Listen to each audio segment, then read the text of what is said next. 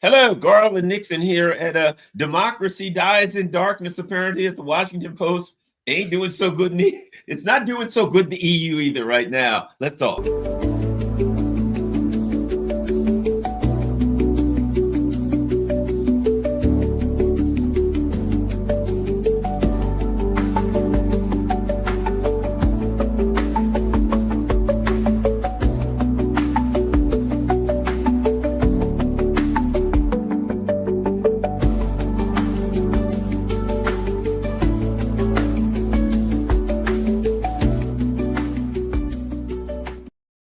Once again, for those of you who are not subscribers to either of our channels, Jamarl Thomas and Garland Nixon, we run these shows on our channels together.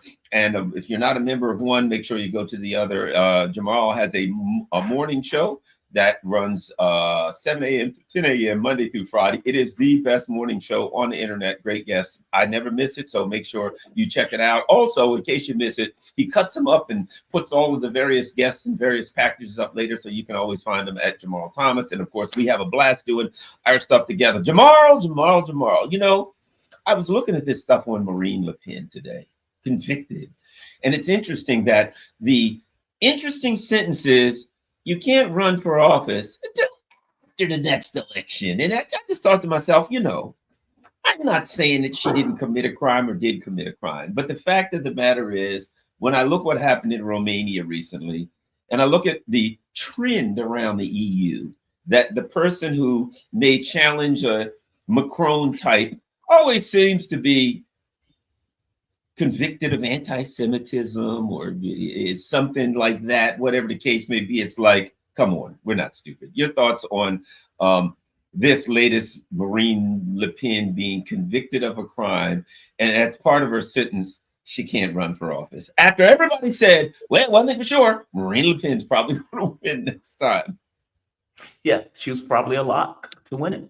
I mean, look, man, I think people need to, the historical context on this is fascinating, right?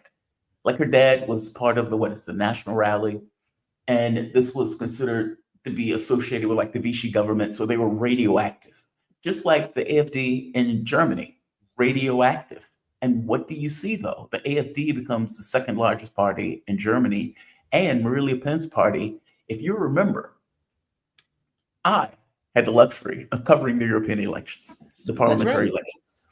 And as I was there, I watched all of these governments, like all of these hardcore war people, like the Greens and whatnot, lose. And the European Union didn't take the hint. What was more interesting, though, in France, at the exact same time when that took place, Macron's party lost miserably. Macron freaks out and dissolves parliament, saying, this is not who France is. Okay, fair enough. And what happens? They have the election and his party gets trashed. And Marine Le Pen's party comes in the number one prime position. And everybody is shocked by it. Oh my God, I can't believe this party that is supposed to be radioactive has taken the number one spot. So then what happens? They have a second phase of elections, and all of the horse trading that has to take place in order to keep Marine Le Pen's party from winning the primary position, in which case you get them to be able to keep them out of the main political power. But they were one of the main powers in France. And so Le Pen, the ostensible head of that particular party, is expected to win in 2027. What do you know? You have a court case. And that court case just so happens finds her guilty. And just so happens, one of the penalties are you can't run in the election. And they make this statement that is super ironic on the CNN article, where they point out, where they're saying something like, it would be a destruction of democracy or something like that, if indeed Marine Le Pen gets the run after embezzling funds. So this is rather outrageous, right? Like, it is pretty ironic, super coincidental, that the person who is the lead candidate who will most likely win that election and who's most skeptical of the war just so happens gets convicted of embezzlement and is unable to run as a penalty for that conviction. That is pretty astonishing. I saw something like that with Garland Nixon in Romania, where they raided his party, arrested him at one point, and basically barred him from running. They even canceled the election, if you remember. He won the first round of the election, was going to win the second round of the election, and just so happened the Constitutional Court comes and said, hey, stop this election.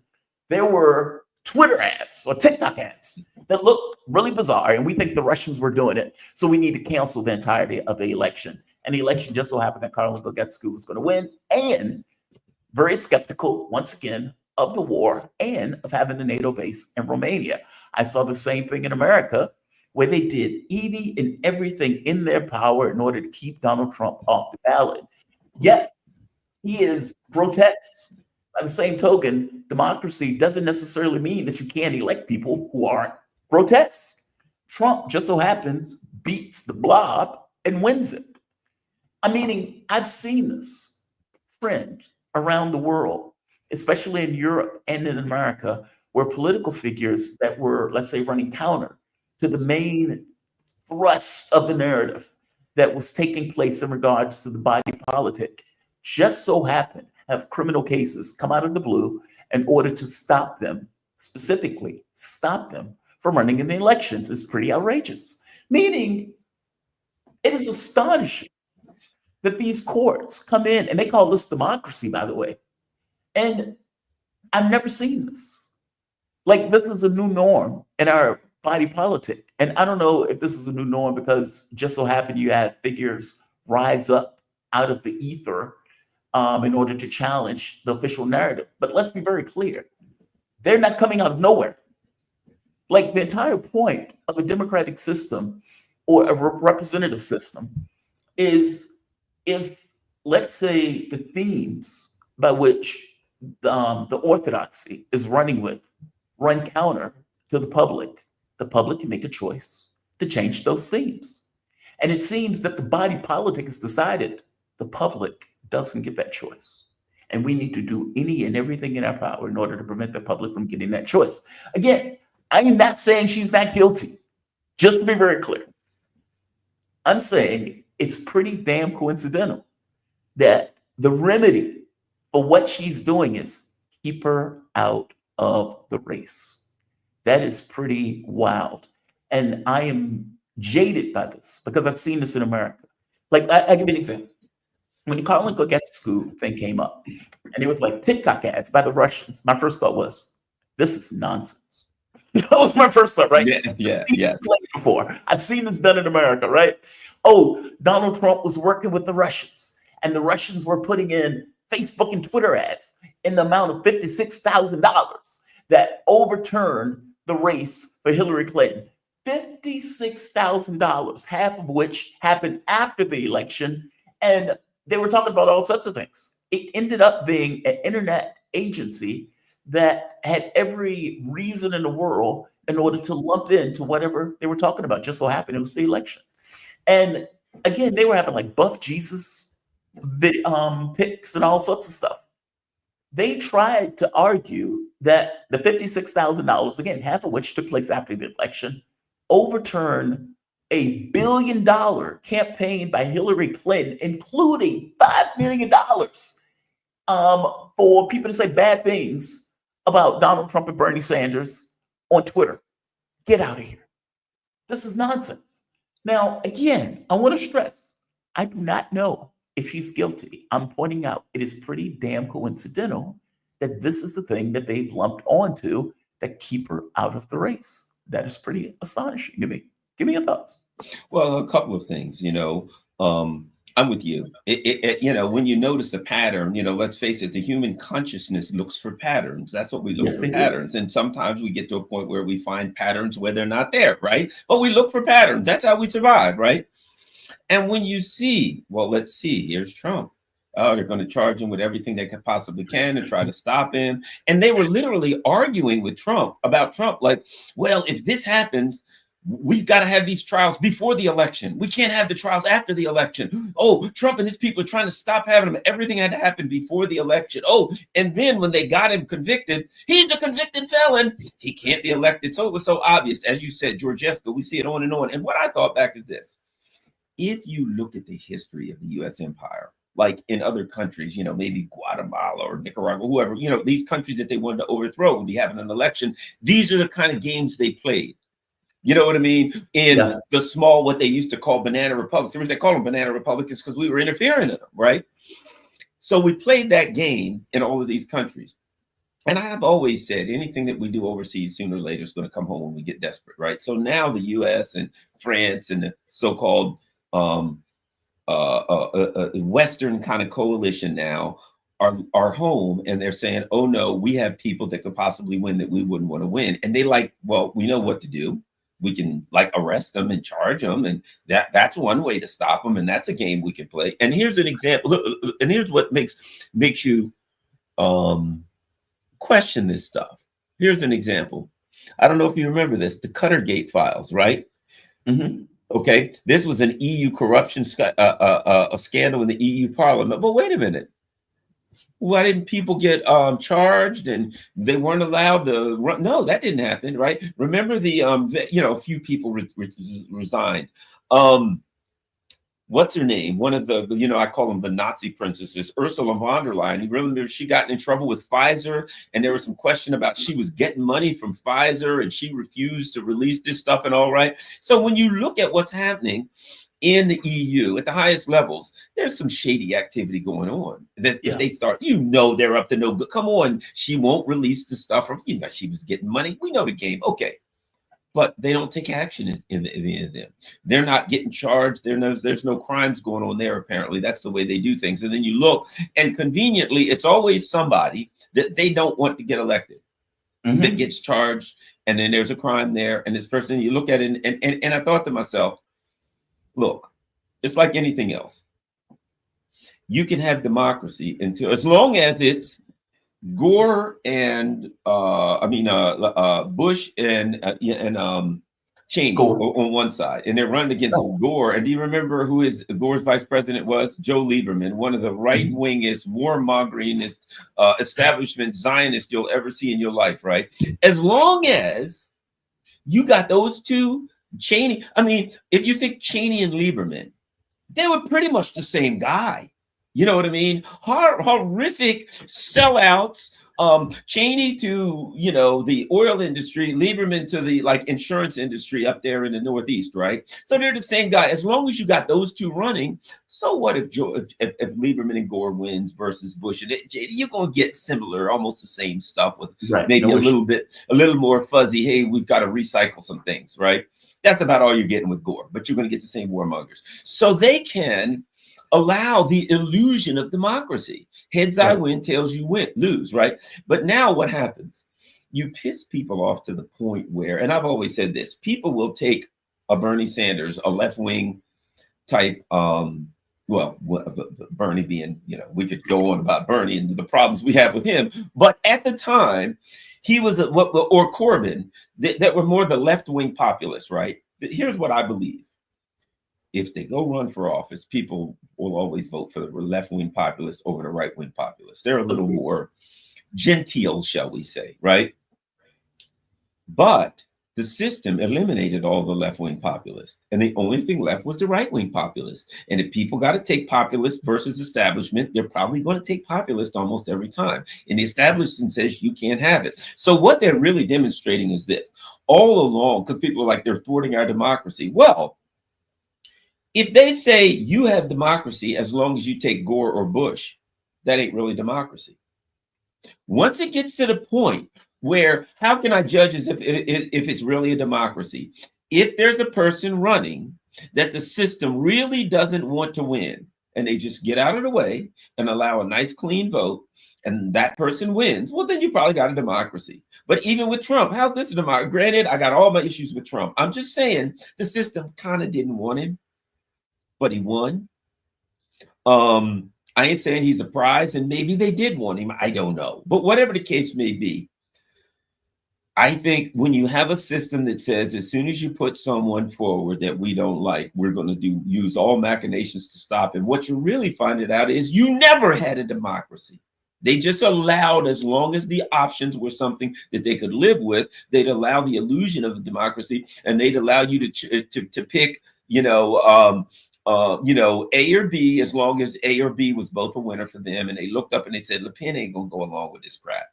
Le Pen's going to say, nah, I'm stopping all that stuff with Ukraine and some other, and they don't know what she'll do. She'll do some things they don't like. They're like, not going to happen. So all we've has revealed is this.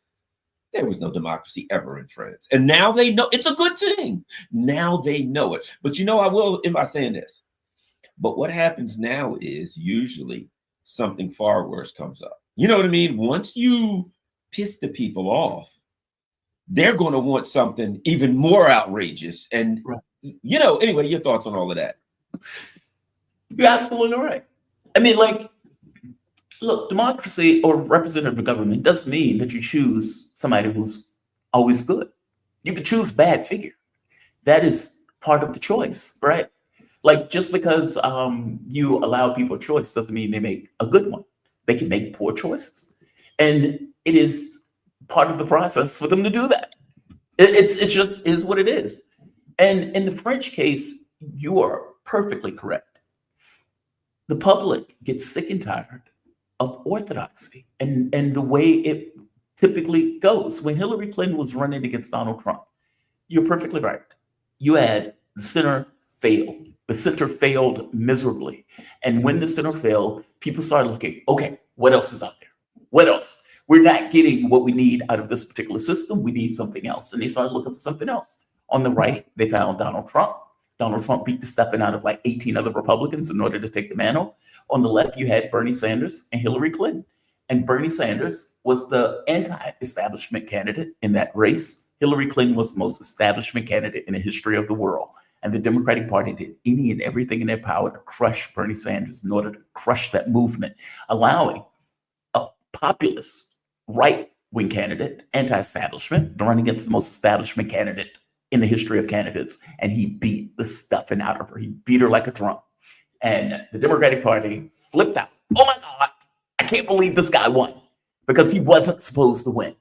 And then the second time around, they were like, we are organizing ourselves perfectly and entirely against Trump. There's no way he can win it. We got to stop him. Somebody tried to put a bullet in him. And the Democratic Party were like, damn, the guy missed. Like, they weren't, let's be honest, right? Their response was, damn it, he missed. Why did he miss? Then they were like, okay, well, we need to put him in prison. And by the way, try to put him in prison for stuff that Hillary Clinton did. The whole idea of Donald Trump paid off a porn star to shut up about something is very similar to Hillary Clinton paying for a dossier, meaning both of these things were things associated with, I'm paying my lawyer to do something, I'm writing on the thing, legal fees, when they weren't exactly legal fees. Okay, well, that was the same crime that you were saying Hillary Clinton with, but what did they do for Clinton? Slap on the wrist, no issue, you pay a fine. For Donald Trump, they're like, we need to put him in a cage. This is a felony. We need to put him in jail. Okay, this is outrageous. This is nonsense. And yet, this is what they were trying to do. It just so happened that Trump, a weaker man, let's be honest, would have crumbled under that pressure. He didn't crumble. He got in office, and then he started taking prisoners, right? He was like, all right, I'm firing all of you. I'm firing all of you. I'm crushing the FBI. I'm crushing the CIA. I'm going after everybody that went after me. Okay, fair enough. I don't blame them for that in the least, considering everything that they were effectively doing to go after him. In Europe, it is fascinating to me because I got to be honest, I thought Europe was better than that. Apparently not. And when it comes down to, hey, we want to keep this war going, and these people seem to be sketchy about the war. Well, if they're sketchy about the war, we can't let them in office. I mean, we see Fico, we see Orban, they are a pain in our ass.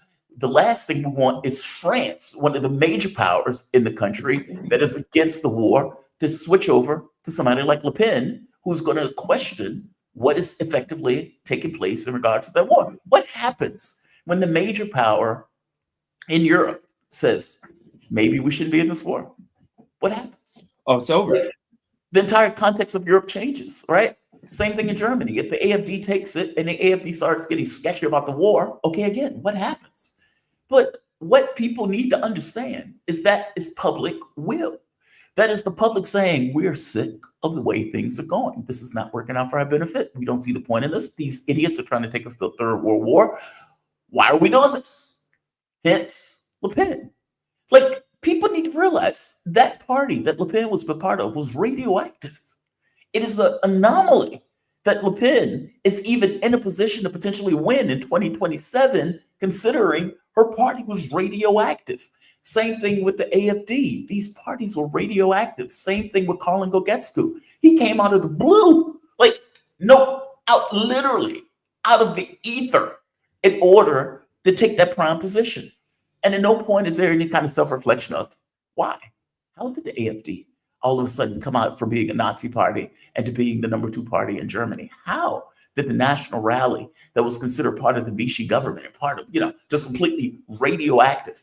And yeah, she separated herself from her dad, but nobody really accepted that. And yet, here she is, prime position, most likely to win the race. Jordan Bardella, you could say her, I guess, leader of that particular party, pointed out, he said, democracy was executed in France. He's not wrong. I don't know what they call it. Again, it's not that, you know what the issue is for me? Selective justice. Selective justice is not justice. It's that part. Like, whether she did this or not, I would wager to you that other people did the same thing and that they are picking and choosing who they want to go after in regards to what they want to make a felony, what they want to make a crime, what they want to make as a way of getting rid of somebody. I strongly suspect it's that. They wink and a nod for some of the other people who they're okay with. These people are part of our club. So if Joe Biden, is leveraging his name for money, we're not going to pay attention to that. That's perfectly okay. Even though we have Hunter Biden saying, I'm sitting here with my father, give me $20 billion or else. Okay, we're not going to pay attention to that. That's fair game. But if Trump does it, oh my God, oh, hell breaks loose. It's that. And I strongly suspect that something similar is taking place in France, where they get super precise with Marie Le Pen. Oh, we're going to drill down we're going to find everything that we can find on it. Oh, look at this. She didn't die. Put her in jail. Keep her off the election. But for other people who may do something similar, blind eye, 3 blind mice. I think it's that. Now, I could be wrong. Like you said, human beings have a tendency to look at pattern recognition. Maybe this is my faculty of pattern recognition going haywire, but I don't think it is. Yeah, I'm with you. There's definitely a pattern here. And here's the other thing, too, about it. I used to say this. If democracy means you have to be willing to lose, right? Democracy, in a democracy, as I see it, if I'm running, I make my point to the voters and somebody else makes their point to the voters. And if the voters decide the other person, okay, fair enough. And we walk away and say, well, that person won and that we're going to go on. But what we're seeing is probably in the West, it's been a complete and total illusion. Look, people hear me talk about Trump. I've heard people say, especially on my Pacifica show in DC, they'll say, you sound like you're leaning for the Republicans. And I'll say, look, all I'd say is fair. If Trump deserves a fair shot, the same as everybody else, I say, look, that's not my politics. I'd vote for the ghost of Hugo Chavez or something if it was up to me. I'm a lefty. That's the reality of where I am. But if you stick out Kamala Harris and Donald Trump, what's going to happen? As Malcolm X said about the field slave, he says, when you walk up to the field slave and say, do you want to run away? What does the field slave say? I'm beaten every day. I get a little bit of gruel. I'm worked and treated like a dog. My children are sold it off. Any place is better than here, right? So he's going to run away, right? Bottom line, that's what it is. When you're saying to the people of France, they're looking around, they see their country going to hell. Their jobs are going away. Their country's falling apart economically. Somebody's trying to drag them into a nuclear war. They're scared to death. You know, everything's falling apart. Everything they believe that. Doggone it, you can't even find a decent baguette anymore in Paris, right? They are unhappy as can be. And somebody walks along and says, hey, wouldn't you like to have a nice baguette? Yes, with some butter on it. Yummy. Vote for me, and we'll go back to when you could get a decent baguette. They're going to vote for it. They're sick and tired of war, foolishness, all of these things. For God's sake, I saw an abomination. I tried to watch the Olympics, and in France, and it comes on, and there's some blue guy in blue tights dancing around with a beard on, and I'm like, this is France now? What's going on here? I'm not like some old over the hill guy or whatever. I'm just saying, when I looked at that, I'm like, I don't know what this is, but I'm not watching it, right? And I think there's people in France that are like, you know, this really is, it ain't the old France I used to know, and I don't want to go to war. So what is the available option? Now, they get rid of some lefty who the people might like. They've been wiped out and dragged into some coalition with one of these neoliberal parties that are all war, right? You know, look at the Greens, these kind of parties, right? They used to be for environment and peace. Now, your option is a party that claims to be for peace, for an environment, but they're the worst warmongering parties. And might I add, they're going to say to you that the AfD or Marine Le Pen, they're fascists, they're Nazis, right? And you're like, and who are we aligned with in Ukraine? And you see these guys goose stepping around with Hitler tattoos all over them. And they're like, those people are Nazis, but we got to give more money to these guys goose stepping around Kiev with Hitler tattoos all over. And people are scratching their head and saying, I see some ideological inconsistencies here. You want me to join a bunch of goose stepping Nazis, but you're saying I can't vote for that guy because that guy's a Nazi, but they're like proud. They got like, you can't take a picture of a Ukrainian soldier in France and Germany without blurring out the patches because they're all like SS patches all over them. But yet I'm supposed to say, don't vote for that guy because they're Nazis. And people stop believing you when you say, you should be scared of that party because he's a Nazi, as I see you associating with proud Nazis. And my life and my material circumstances are deteriorating. So they're like, Le Pen looks better, just like here, Trump. The Democrats, oh, Trump is terrible. And I'm like, to the voters, think about this. You stuck Kamala Harris out there. And with the way you governed for the last 4 years, I know I'm no fan of Trump, but to most voters in America, he looked better than you. Don't blame Trump. Ask, why do you look so bad right now? I got to say, add this. I'll finish off with this. People are talking about this. Europe wants to go to war with Russia. Yeah, what's wrong with the French? What's wrong with the Brits? They want to go to war with. No, they don't. You have a small, tiny little group of ruling elite people who won't give up on Ukraine, and they're willing to sacrifice their own people like cannon fodder. And I'm starting to see French people and different people marching in the street, holding up signs that say we don't want war with Russia. I would argue if the French ruling elite or the British ruling elite said, that's it, we're sending troops in, their country would fall apart, their governments would collapse, and the people would go bananas because they don't want to go to war with Russia. They want to improve their economic circumstances. And now France will be more destabilized. But, you know, here's the bottom line. France is like economically has been living off of robbing the Sahel region of Africa. And now that they've lost their robbery victims, I don't know how France is going to make it anyway. You know what I mean? So there's problems in Europe. And to me, this is an expression of the economic problems of this so-called center. The people went out and the so-called center, these fascists, don't want to give up power. And when they do give up power, it's going to be in a black, you know, the people are going to freak out. It's going to be a big, major reversal is coming. I'll put it like this. If somebody from Le Pen's party runs, what are they going to do? I don't care who it is. The people are probably going to just, because they're angry, vote for that person. I mean, look at Fico. They tried to shoot him. They literally, first thing they did, they shot him 4 or 5 times. That didn't work. And I guess they figured, okay, we can't shoot him. Let's go another. Let's try something else. It's crazy. Yeah, Fico strongly believes that it was Ukrainians that shot him. And I'll go further. The Trump thing. I mean, I don't know if they looked into it or not, but the guy who came into the country, who they gave a wink and a nod to because he was working in Ukraine, then all of a sudden turned around and tried to shoot Trump. Okay, that seems like a connection there. Is it coincidental that Trump kept saying, I'm going to end the war, I'm going to end the war, and then the guy just who tries to put a bullet in Trump just so happened comes from Ukraine? Like, yeah, I mean, it's almost like liberal authoritarianism, right? They don't want to give up power now that they got their hands on it. And fact of the matter is, in a representative government, you could lose. Like, this is my argument for Trump.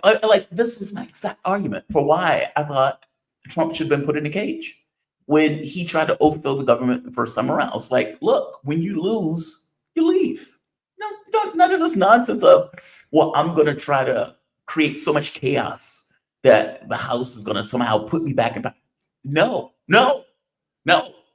When Mitch McConnell gave that speech, it was a damning speech where he was like, it's Trump's fault. Trump did it all. Trump is responsible for January 6th, all that stuff. And then he said, but he's not in office. So, there's no point in me doing impeachment. It's like, okay, dude, you just listed all of these sins. And then you came with a magical door at the end of it to get yourself out of it. I guess I'm saying the same thing is true for these liberal governments in the way that they're trying to hold on to power against public will. When, again, in the parliamentary election thing, like when they redid that snap election and they had to pull all of these tricks out to keep Le Pen's party from taking the prime position, that should tell you something about what the thrust of, let's say, the momentum is in that particular country. By the way, this is not saying that Le Pen is love and light. I'm not going there. I'm not saying that.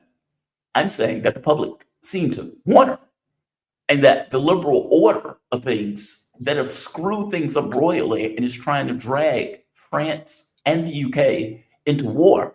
Thankfully, Meloni is like, these goofballs are on their own. I have nothing to do with this. I'm out of this. We're aligning ourselves with Trump. These idiots can do it on their own. In which case, they're calling for a coalition of the willing to go and die in Russia because Russia will kill them all. And they are going with this magical idea that Trump will save us in the end. Like Santa Claus. Santa Claus will come. Jesus will get involved. With the Deus Machina would get involved in order to have a fight with the Russians. Again, America saved our ass in both world wars. Maybe they'll do it one more time. Okay, dude, no. I get the sense that Trump is like, if you idiots want to go and fight the Russians, God bless you. May God be with you as you go and die. And I would hope that the public will lose their mind. Look, the French have zero issue in protesting. I've seen them drag cows into the middle of the highway. I've seen them like just wild stuff. They have a vibrant history, a vibrant culture of protests in a way that we don't in America, and in a way that maybe we should, right? I find it to be outrageous. Whether she's, believe it or not, guilty or not, I find it to be outrageous. They are effectively kneecapping the main candidate of a political party that they hate, that they revile, and that they want to keep out of power, maybe for cultural reasons. I don't care what those reasons are. The public is making a choice saying, this is the person we want. How are the courts getting involved like they were doing in America? I find it outrageous. And I got to say this. I feel like, the old saying, the fish rots from the head down, or where the head goes, the body shall follow. And they watch the United States, and they watch Trump gets elected in 2016. And for 4 straight years, they just nothing but investigate him. Mueller's going to get him, and he's going to blah, blah, blah. And at the whole time, we're like, this is about the saddest, most pathetic accusations that we've ever seen in our life. And they were just making absurd. And then it got to the point where they were like, gee, it's cold outside. We've got a polar vortex. Imagine if the Russians and the Chinese came in and turned off our electricity right now. We'd freeze to death. And I'm like, That's where we are. It's just like it's cold and the Russians could kill you because it's cold, or maybe the Chinese, right? It got absurd. Then they impeached Trump because he called and said, hey, I think the Bidens are up to no good in Ukraine. They're like, hey, what a ridiculous thing to say. The Bidens are up to no good. Who would ever say anything like think such a thing? We got to go. You got to go to jail for that. Then they're like, hey, Trump sold some he sold some real estate. No, he took a loan against some real estate in New York, and he said it was worth more than he really did. It really was. So he's got to jail for that. And literally, the governor of New York came out and said, these other businessmen were like, uh-oh, like that's modus operandi in New York. We ain't doing it anymore. The governor of New York says, no. You don't remember this? You don't have to worry. It was just Trump. You guys can all keep doing that.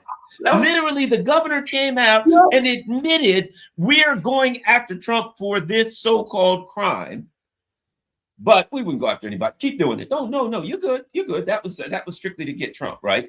And I'm watching this, and so let's face it, the French and the Brits and all are looking over there like, well, hell, I guess that's the way we operate now. That's cool. We saw the US do it. It's okay for us to do it. And boom, there we are. Let's move on to our next big issue. Mm-hmm. There's a New York Times story comes out. Now, for people like us, it was like, duh. You know what I mean? It's the US was actually in Ukraine fighting against Russians, and the CIA was there, and we had special ops and boots on the ground and all of that. Now, over the course of the last several years working at Sputnik, we have covered this time and again and said, look at this article here. We found everything that was in that one article. At times, we found it in a different article around the world and presented it. But finally, the New York Times brings it and puts it together. So I'm like, okay. My first thought was, I wonder why they're putting this article out now, to be quite frank, because I'm like, all this stuff has been out. And for the last couple of years, every time we said it, they'd say, oh, no, that's just Russian propaganda. It's not true. But you could find it, I could find it in American, but sometimes, right? Oh, just Russian propaganda. It's not true. It's not true. Now they're like, all right, let's put it all together in one article. Voila. This thing was like War and Peace, right? I mean, this was a gigantic article. And so my thought was, it's interesting they do it now, It's interesting, and here's a flavor I got from it. Ukraine, they're hard-headed and they wouldn't listen to us. And so, therefore, that's why they're losing. Like they're setting a table for them to lose. Like we helped them do all these wonderful things, but they just won't listen. And so, they're starting to set the table knowing that Ukraine is, not looking at one foot in the grave and the other on a banana peel right now, and they see it coming. The Russians are rubbing their hands together, saying, "All right, it's summer. We're gonna go in there and clean house a little bit." They're hearing the footsteps. So, your thoughts on the article and whether or not your inclination was to be like, "I wonder why it's out right now." Your thoughts on that article? I gotta be honest. I didn't even think of why it's out right now. My thought was, well, I guess I had two thoughts. One, like I said, no duh. Two, we were right. Three, there's another interesting part to this, right? That I hope the Russians don't read the New York Times. Because if the Russians have to acknowledge that America was that involved in the war and that was responsible for killing 100,000, 200,000 Russians, okay, what do they do? How would America respond if we find out that we were in a war and another country was directly responsible for targeting Americans, which is what that article effectively is saying. The CIA, the Pentagon were directly involved in targeting targets in Russia proper, not just in Ukraine, but also in Russia in order to kill Russians. And then the article is trying to make this absurd point, like the Russians didn't win it. It was the disagreements between Ukraine and America that lost it. Okay, get out of here. That's nonsense.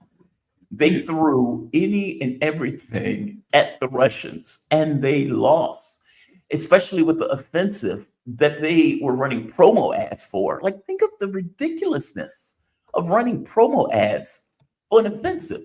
The Russians are gearing up for an offensive right now. They're not telling anybody. They're not telling anybody where it's going to happen. They're not telling anybody when it's going to happen. They just know, as Mark said, it's like water.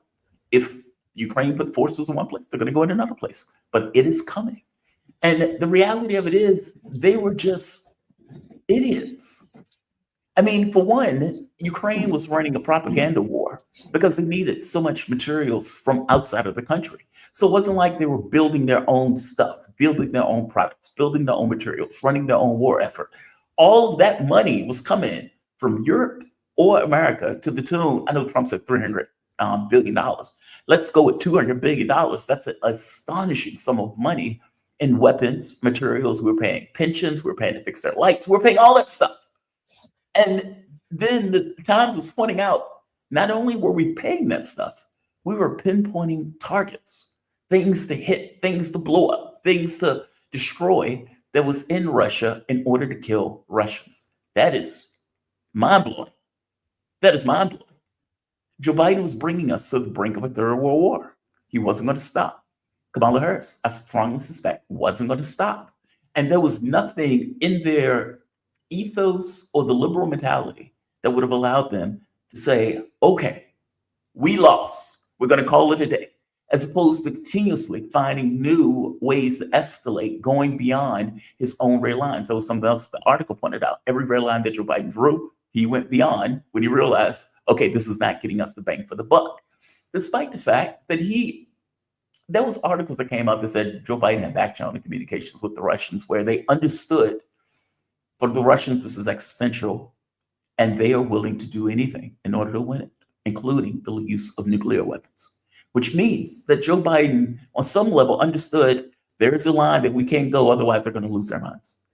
And if Ukraine wins, they're going to lose their minds, which I strongly suspect is the reason why he did the war in the way that he did. If you notice, it was incremental. It was, okay, we'll give you this, but we're not going to give you that. And then when they realized, okay, they're losing worse, okay, now we'll give you something else. And now we'll give you something else. And now we'll give you something else. But it was always this minuscule escalation, but never in a way that could ever change the balance of the war itself. It was very bizarre in the way that they were effectively going with their war. Yes, they tried to inflict a strategic defeat, but they were trying to do so with the minimal effort in trying to do so. It was very bizarre in the way that they were going with the war. Either way, the New York Times piece is effectively pointing out, hey, the US was fighting the Russians, using Ukraine as the intermediary to do so, but really directing all of the events that the Ukrainians were doing. That's a mind-blowing piece. That is a mind-blowing piece, but it's a no-duh. Yeah, it really is. It's I had someone who was tell me at one point they were talking to senior members of Congress who said, about that attackums thing, and they said, look, the Russians aren't bluffing. And the person said they talked to the members of the Biden administration, and they said, look, the Russians aren't bluffing. It could lead to a nuclear response. And the members of the Biden administration said, we're prepared for that. So are they? They said the answer to a senior member of Congress was, we're prepared for that. So we had lunatics that were, and look, I mean, if you think about Tony Blinken, I remember one time somebody asked Tony Blinken about using nuclear weapons, and can you promise that you'll never use nuclear weapons except for defensive purposes? And he says, we will use nuclear weapons to protect our interests. So I'll tell you what it was. The U.S. had sent these subs for the first time in I don't know how many decades and decades to South Korea to menace the North Koreans. And the people were saying, that's very dangerous. It's in the Asian Pacific area, and North Korea has a mutual defense pact with China, and they're both, nuclear powers, blah, blah, blah. And they said to Blinken, hey, certainly, we should never use nuclear weapons for blah, blah, blah. And he said, we will use nuclear weapons to protect our interests. Tony Blinken was a guy that he was a sociopath, is a sociopath. I'm convinced that he was prepared to go to nuclear war, hide in a bunker and see us all dead before he would lose. And I'm convinced that him and Jake Sullivan were running things that Biden, let's face it, he didn't know what time it was. He didn't know anything. So the reality is we were in a very difficult position, and I'm with you. Okay, I'm not some Trump fan, but I did feel that if Kamala Harris won, we were done. I felt Agreed. if she won, they were going to escalate it and it was going to go nuclear and we were all going to die. Agreed. I was convinced of that. I could be wrong. I'm not saying I was right, but I'm saying that I was convinced of that. And now we got a chance for a little while. Next show we'll get into these idiots and took into looking at China. You know, they're still yelling that craziness. But where we are right now, I think that looking at that article, you know, when I see these kind of articles, particularly with things that we already knew, I always ask, why is it out now? And I think you're right. I think it's somewhat, or what I was saying in the beginning, I think sometimes aligns with what you're saying, and that is, well, if they'd have just listened to us, they could have won. But right now, and let me add this too. You know, I was thinking, let's say you got a boat, right? Because you know, spend a lot of time boating and all that stuff. And let's say you got X amount of one of the things you have to do if you in navigation, and I used to teach navigation, and depending on what it's doing, you might have to calculate distance and time and fuel and how long do I have enough fuel to go? These are all these calculations and formulas you have to do, you know, to dead reckoning, basically. Where am I going to be in, you know, I'm going from this point to that point. How long is it going to take me? And where am I going to be in 3 hours? Where am I going to be in 4 hours? And you have to designate what point you're going to be. Okay. And how much fuel will I have used? Okay. But if there's a headwind coming, you're going to use more fuel. If there's a lot of wind coming at you and you're going into the wind, keeping the power on, you're going to use more fuel. So the amount of fuel you use is going to determine what forces are pushing against you, right? Is it flat calm? Is the wind behind you? Okay, here's my point. My understanding, I've read more and more that the Ukrainians probably have enough weapons based on all the stuff that the Biden team gave them to last to midsummer, and then they're going to run out and they're deep in serious trouble. However, that implies to me a static battle. If the Russians start massive offensives all over the place, it ain't gonna last till midsummer. You know what I mean? Yeah, sure. Yeah. You got to shoot back. They're on that side. You're on this side. Boom, boom, boom. You that? Boom, boom, boom. Back. Lob a couple of them. They lob some back. You're going to be around, you know, 2 months, 3 months, maybe, right?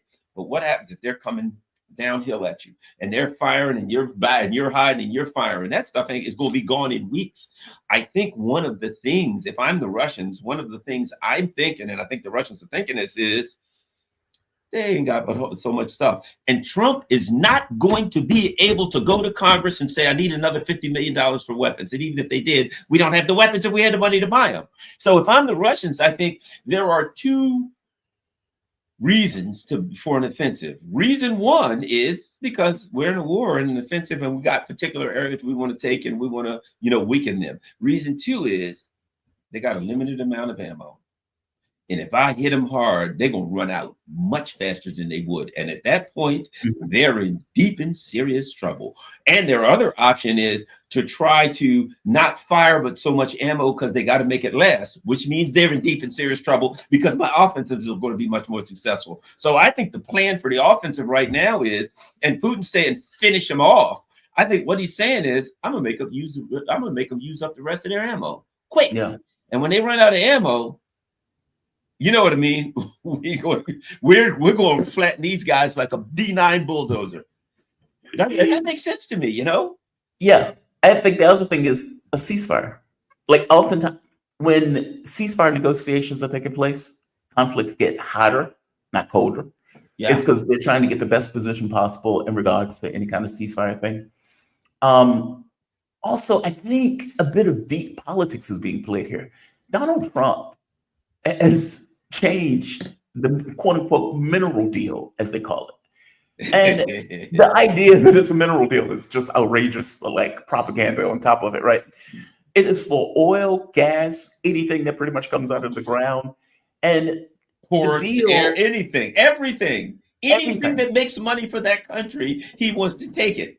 Yep, he wants to take it. And he wants to effectively say all the money that Joe Biden gave was a loan, and that it wasn't 100, 200 billion, it was 300 billion. And we get all of that money up until the point, and 4% interest. And Ukraine gets no say in the matter in regards to development of things. It is an astonishing deal that, and it's not even a deal, it's a rape. Yeah. And it is impossible for Zelensky to sign that deal. Like, it seems, I can't tell if Donald Trump crafted that deal with the idea that Zelensky couldn't sign it, or if Donald Trump crafted that deal with the idea of a mafia don. I don't know which, right? If he crafted it with the idea that Zelensky can't sign it, I have to ask the question, okay, well, why? Why did you craft the deal that Zelensky couldn't sign if it wasn't for them to effectively get crushed on the battlefield, or create a pretext for them to say, I'm done, walking away. I did everything I could. I tried to negotiate. He wouldn't take my deal. He said he wouldn't take my deal. And Trump is putting out threats saying, bad things are going to happen. If you don't take my deal, bad things are going to take place. And it's like, okay, yeah, but you crafted a deal that he couldn't sign. Like, the first deal was bad enough. This one is far more onerous, even than the first onerous deal that he put out for Zelensky to sign. And so then my thing is like, okay, well, why are you putting out a deal that you know Zelensky can't sign? Or are you putting out a deal with the thought that you're going to force him to sign it by the weakness on the battlefield? I don't know which one. I have no idea what is going on in Trump's mind with this particular deal. Hell, I don't even know if there's correlation with Putin where it's like, look, I'm sick of this war. I want to get this over with. If you are going to do your offensive, fair enough. Let's finish this. I have no idea what is going on in the way that they are operating, because that deal is so over the top that I don't get it, right? Yeah, Putin is like, finish him off. He is apparently going to have some kind of offensive at some point, especially like in Sumy region and some of these other regions. It's like a 2,000-kilometer front. So I would imagine they're going to pick the most brutal elements of it. Ukraine is still pecking away, banging away at Belgorod with the idea of, okay, we lost Kursk, so now we need to get another patch of land. Okay, again, the amount of material and manpower that they lost in Kursk apparently is as much, or if not more, than what they lost in the offensive. And keep in mind, he was trying to hold on to any patch, just finger in a patch of Russian territory, with the idea that they can have it in some kind of negotiations. Okay, well, that didn't happen. That is no longer going to be the case. Putin said that was not going to be the case. And so what you have is a Ukrainian military that is begging for a ceasefire at this point, because their men are crushed. They're running out of manpower. They're running out of materials. And to your point, having to use up more materials in the case of an offensive, even though they were already lacking man and materials already. So I don't know what is going on with this. I don't know what is in Trump's mind. I don't know if the point is to, clearly he hates Zelensky. Clearly Zelensky hates him. In which case, I don't know if he's trying to be punitive.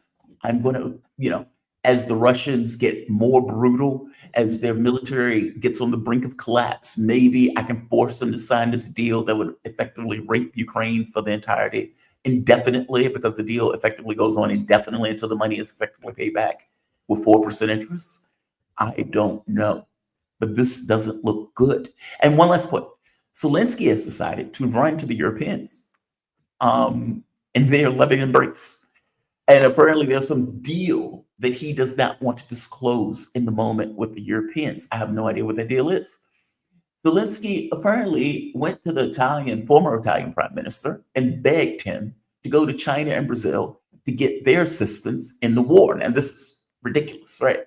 These are members of BRICS. These guys are working with the Russians. Lula apparently slammed the door in his face. Yeah, of course, Lula hates him. Yeah, Lula, here. Despise this is you in America. You decided to do this. This is not on me. And China, more diplomatic, but effectively, why are you here? Like, well, what are you doing here? It's fascinating. There's so many balls in the air, and it's hard to know exactly the machinations that are taking place behind the scenes in regards to what these people are doing. Either way, from the standpoint of the battlefield, Ukraine is getting the stuffing beat out of it. And they need that ceasefire, that general ceasefire, just to rest up and rearm. And Russia's like, hell no. Hell no. I get the feeling too that Russia's like, I get this feeling. So Russia's like, okay, we've got this energy infrastructure deal where we don't hit each other's energy infrastructure, and Ukraine keeps hitting Russia's energy infrastructure. Yep. And Russia's like, well, we really don't like that. That's wrong. And but they're not even going to they're not doing anything, right? They're just like, hey, well, we're going to maintain it. And they're not.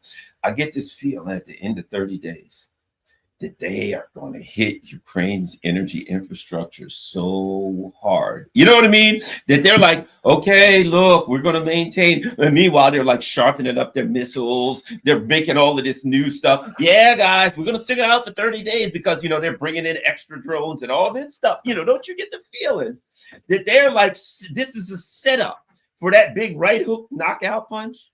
And it's like, okay, guys, I don't know what you're doing. We had a deal. Why did they keep doing this? This is unfair.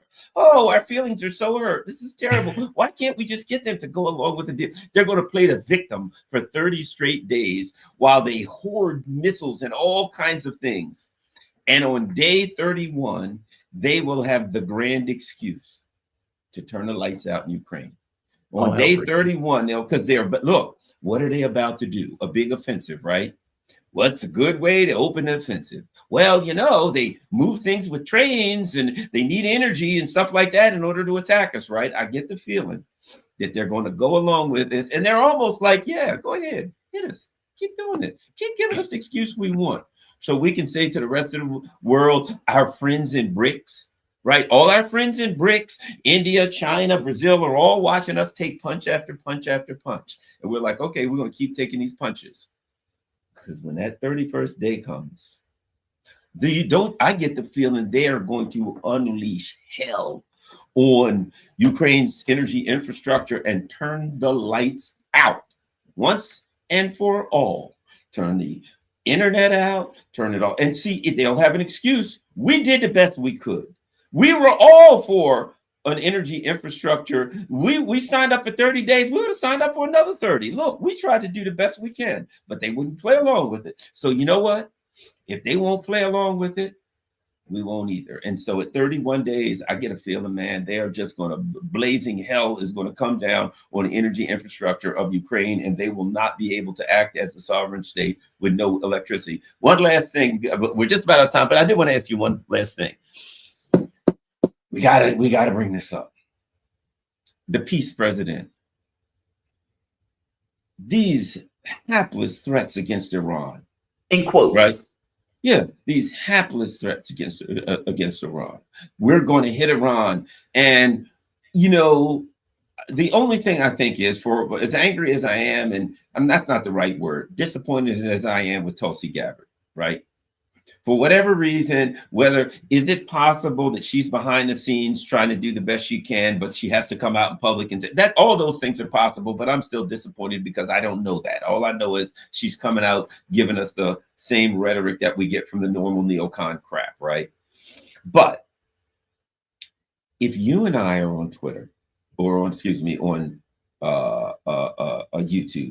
and we know good and damn well that Iran's air defense system was not decapitated by Israel.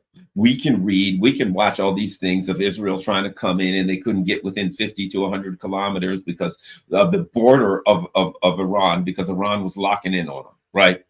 We know good and damn well that, and the Russians have been helping. They had a pretty good air defense system, far better than ours, most likely. And the Russians have been helping them to build their integrated air defense system. Mm-hmm. You ain't sending planes in there unscathed. You send a bunch of American planes in there, a whole bunch of them ain't coming back out. Maybe even most of them. Maybe some of them will get in, but they won't get out. You're going to have massive losses. Now, I just read some report, but I don't know, it said breaking news, but it was on Telegram, so who knows if it's true, that the Iranians are saying they may consider a preemptive strike on Diego Garcia, wherever it is, the B-2 bombers, so we can't use them against them. I'm not saying that they will or won't, or that's valid, but if somebody's saying they're going to punch you, would they really be wrong if they punched first? If I said, I'm going to bomb you with B-2s, would I be wrong to say, you know what, I'm going to blow them B-2s up before you can bomb me with them, right? I'm not saying they're going to do that, but it is a legitimate threat. It is not an unreasonable threat. If Iran said to the United States, we're going to bomb you and attack you, the U.S. would probably, they're not even doing anything, and we're saying we're going to bomb them and attack them, right?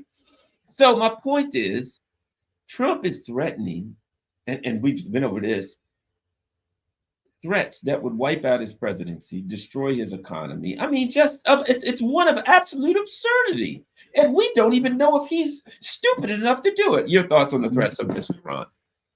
No, you're absolutely right. I mean, there was a report that came out that said Saudi Arabia and UAE, that it would be trillions lost in revenue, like in investments and everything else, if the United States went through with that attack. And even if beyond the trillions lost, the idea that you're going to hit each and every missile silo that Iran has at their disposal means that a response will be coming. It would have to come. I mean, it's this notion of sovereignty being violated and this kind of defense of sovereignty, where Israel, fair game, 50,000 troops and bases all across the Middle East, fair game. Sea of Hormuz, fair game. The oil infrastructure of many of these quizzling governments that back the United States, fair game. Meaning Iran has a litany of targets, and all of them are painful. I mean, you're talking about casualties from the standpoint of the people in those US bases. If Iran just says, screw it, unleash everything that we got, and just goes on a missile barrage where they have no X to give, you've attacked them at this point. And they've been preparing for this attack for the last 20 years, ever since you've attacked Iraq. So again, this will fundamentally destroy Trump's presidency, any way you look at it. Any response by Iran, it's not like you're going to be able to knock everything they throw out the sky. How could you do that? How would you even know where everything is going, for that matter? No, I think those US bases would be hit directly. I mean, if you remember correctly, when they murdered Soleimani, they hit a US base, and the US tried to downplay the level of casualties. And, casualties, I mean deaths, because they weren't necessarily trying to kill people, but they did ring the bell of many of the soldiers that were there. I think it was like 50, 60 soldiers. Oh, it was 111. Went to 111. Ended up. Yeah, Donald Trump acted like, oh, it's not a big deal. It's not a big deal. Okay, yeah, it was a big deal. If they were literally trying to kill those people would be dead. And well, you know what else you got to add? Even back then, they warned what bases they were going to hit, and the U.S. still couldn't shoot the missiles down. They said we're going to hit those bases right there at this particular time, and we were unable to shoot the missiles down. Yep, add in hypersonics, and their missiles haven't gotten worse. And add in. No, go ahead. I'm sorry. I'm going to share one. Now look at this and get your comment on it. And I knew this was coming. Iran warns the U.S. and Israel. Any attack will compel a nuclear bomb production. Now, everybody knows that Iran is a highly technical country, and they can do what they want. We all know if they wanted a nuke, they could get it, right? And now what they're saying is this. Look, from our religion, we don't believe in nukes, and we don't want them. We're not interested in them. But if you now you're saying we have to attack Iran to stop them from getting nukes, and Iran saying, if you attack me, I'm going to build a nuke. Now, think about where we are now. Well, I mean, Iran has a fatwa against nukes, where you have some elements of the government that want to build them, but for the most part, the Ayatollah said no. And if I'm not mistaken, Gabbard herself pointed out that Iran did not have nukes. In the latest threat assessment. Yeah, and yet they're pretending as if, oh my God, getting nukes is a problem. Okay, well, they're not wrong. I mean, everybody's acting like, Israel has nukes.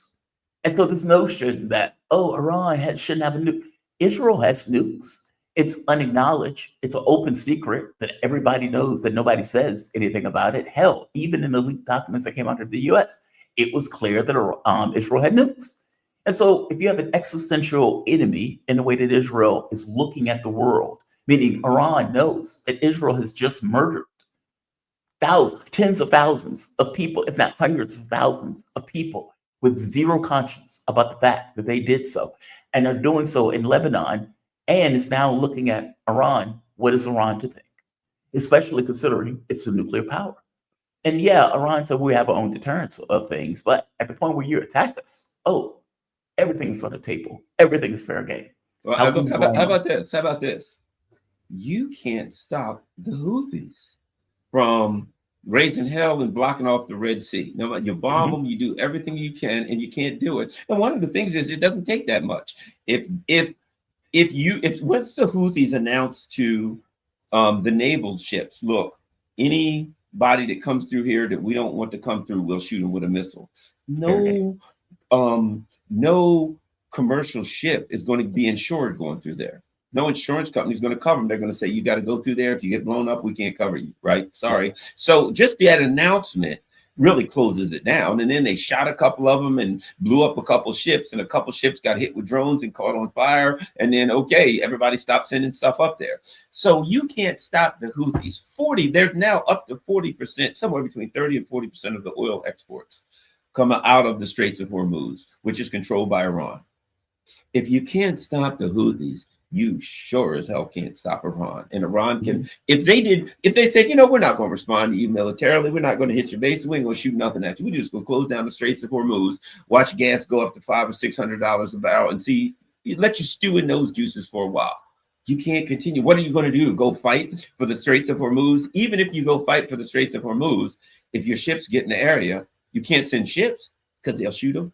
You can't stop the Houthis from doing it. So you sure as hell can't stop the Iranians. And if you're fighting in the Straits of Hormuz, that means it's a war zone and no commercial ships can still go through it. So there's nothing you can do to stop them. They are, as Trump's always talking about, what cards are you holding? The Straits of Hormuz is an ace. That's 4 aces they're holding right there. At least 3 aces they're holding right there. I don't know how you beat that one. So it causes you believe either one of two things. Either Trump is far more reckless than we would think, and unhinged, or he's just bluffing his ass off. But that is a whole lot to bluff with. I mean, if you're going to bluff, why are you going to bluff with wiping out your economy and destroying your own presidency? It's insane. Yeah. I got to be honest with you. He's not more reckless than I thought. I thought Trump was a lunatic. I didn't think he was the brightest man in the world. I don't think he necessarily understands these things. I don't even know if he understands the limits of American power. If he's bluffing, that's a hell of a bluff, especially since they're most likely going to call it. Now, they said that they would willingly negotiate third party through, let's say, an independent country or through another country in that sense, but no direct negotiations because of the way that Donald Trump is basically threatening them. I don't know if this is a bluff or not. It's a hell of a bluff if it is, because you are risking your credibility in this way. Like, for you to say you have 2 months or else all hell breaks loose if you don't make a deal with me. Okay, what if they say we're not making a deal with you? Which they have. Yeah, which they have. well, We won't negotiate under pressure, but we'll talk to a third party. The Russians have already said they'll do it. And they basically, when they said third party, everybody knows that's the Russians and the Chinese. So they're saying to you, look, I don't like you, can't stand you, don't trust you. But these are my buddies. I'm willing to talk to you, my buddies. You're talking with them, I'm going to talk to you. I'm willing to do that. And Trump is still acting like they didn't even say that. I know. Yeah. He's pretending as if that didn't necessarily happen. Like, how dare you say third party? We must negotiate directly. Again, I think he is wildly overestimating his capability to do anything about Iran. Iran is 3 times the size of Iraq. It has 88 million people or something to that effect. It is not a tiny country. It's technically sophisticated. And as you pointed out, has most likely have gotten an upgrade of their defensive capabilities by the Russians with the S-400. And so be careful what you wish for on this. You may want to go after Iran, but you may not like the response that you get when you do. It's like this. If I'm threatening some guy, it's at night and I'm telling you I'll do this, and he got his hand behind his back. Could be an empty hand. Could be a knife, could be a gun, could be a broken bodily. I don't have any idea. It could be a machine gun, but his hand is behind his back. I don't know that's a hell of a bluff for me to say, you better do what you want or else I'm gonna kick your ass. I don't know what he's got behind his back. That's kind of where Iran is. Trump's threatening Iran. Do they have S-400s? We don't know. If they got S-400, their air system is pretty good. But what if you run in there and it's S-400s? everything you got. S-300, everything that crosses into their airspace is going to be blown to smithereens. The Russians fire, their anti-aircraft missiles are hypersonic. When they lock and let that thing go and some missile is coming at your planes at 9, 10,000 miles an hour, that plane is going to be obliterated, to use Donald Trump's term. So you're going in there saying, well, we don't know what they have, but let's just hope it's nothing. And if you're wrong, you've made the mistake of a lifetime. So let's just hope he's bluffing. I don't know what the hell's going on with these idiots. You know, they just, I don't know. That's all we can walk away. They're overthrowing elections in France and Romania. They're threatening everybody. Now they're like, oh yeah, we got this is not important now. And I'm sitting there and I'm thinking, you saw Hegseth. I'll end up by saying this. Yes, sir. We don't have time for losing a war in Ukraine and to losing a war to Yemen, which we're doing. We got to focus on protecting Taiwan from China. And I'm like, you want to go 7,000 miles away to a country that has one factory that can make the equivalent of the amount of missiles that we have in our entire arsenal in 1 week. They got one factory that makes 1,000 missiles a day. One factory. I suspect they got more than that. They make 200 ships a year. We make 4. And we're going to go in there. They're going to vaporize everything. And they're like, oh, we got to go protect Taiwan. Taiwan's what, 60 or 100 miles off the coast of China? And you think you can protect Taiwan from China? You listen to these people and you're like, yeah, Taiwan is China. Even by our own viewing, Taiwan is China. They're using Taiwan as a battering ram in the same way that they use Ukraine to undercut the Chinese with the idea that China was overreact and take military action against Taiwan in order to bog China down into somewhat of a war. I mean, they did this in Ukraine. We'll see if this works in Taiwan. China has been somewhat more restrained. And I've tried to, let's say, threaten, surround the island in order to say, stay out, leave us to our devices. This is China, especially based upon the communiques that the US has. It's the same playbook. We can't engage directly because it's nuclear war. So we use proxies in order to do the dirty work. We did the same thing with the kill squads in South America. We did the same thing with some of those terrorists and jihadists in Syria or in the Middle East. And we're doing the same thing with Taiwan right now with the Chinese.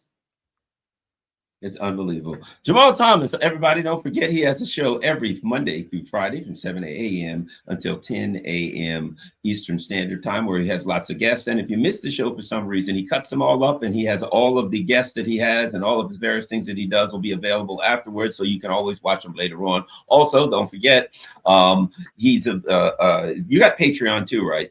Mm-hmm. Patreon and that kind of stuff. And certainly I have Patreon, and you see everybody everything going across the bottom, whether it's PayPal, buy me a coffee, all that stuff. I'm also on Rumble. I'm also on Rockfin. Follow me on Telegram. And thanks a lot. And what's most important is this, that you subscribe, that you can join. You see a little join button. You can join. It's anywhere from $3 to like $8 a month or something, whatever you can afford. It doesn't matter if you can or can't. Just share this on all your social media platforms. If you're a member of his channel and not mine, come over to mine and subscribe. If you're a member of mine and not his, go over to his and subscribe. Thanks a lot. We're out.